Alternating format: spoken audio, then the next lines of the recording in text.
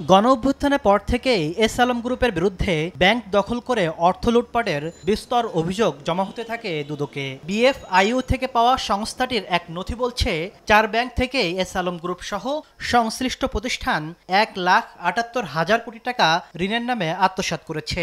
এর মধ্যে শুধু ইসলামী ব্যাংক থেকেই 1,05,000 কোটি টাকা লুটপাট করে বলে অভিযোগ আসে দুদকে। একটি অংশের অনুসন্ধান শেষে রোববার দুদকের ইতিহাসে সবচেয়ে বড় আর্থিক কেলেঙ্কারির অভিযোগে এস আলম গ্রুপের বিরুদ্ধে মামলা হয়েছে। ঋণের নামে ইসলামী ব্যাংক থেকে প্রায় 10,500 কোটি টাকা আত্মসাৎ করে সিঙ্গাপুরে পাচারের অভিযোগ আনা হয়। সুদ আসল সহ 10,479 কোটি টাকা এই সমুদয় টাকা আত্মসাৎ ও সিঙ্গাপুরে পাচারের অভিযোগে দুদকে মামলা দায়েরের অনুমোদন দিয়েছে কমিশন, যা দুদকের ইতিহাসে আর্থিক দিক দিয়ে সর্ববৃহৎ মামলা।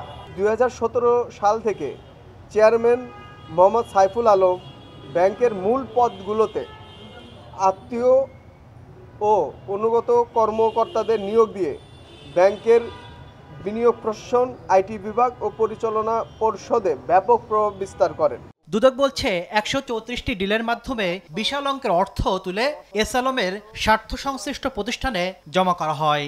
আত্মসাৎ ও পরবর্তীতে হস্তান্তর রূপান্তরের মাধ্যমে অপরাধ সংগঠিত করার অপরাধে এস আলম সহ 67 জনের নামে বিরুদ্ধে দণ্ডবিধি, দুর্নীতি প্রতিরোধ আইন ও মানি লন্ডারিং প্রতিরোধ আইনের সংশোধন ধারায় মামলা দায়েরের অনুমোদন দিয়েছে কমিশন। এদিকে স্বাস্থ্য উপদেষ্টার সাবেক ব্যক্তিগত 2 কর্মকর্তা তুহিন ফারাবী ও মাহমুদুল হাসানের সম্পদের হিসাব 21 দিনের মধ্যে জমা দিতে নোটিশ জারি করেছে সংস্থাটি। তাসলিম তৌহিদ, সময় সংবাদ, ঢাকা।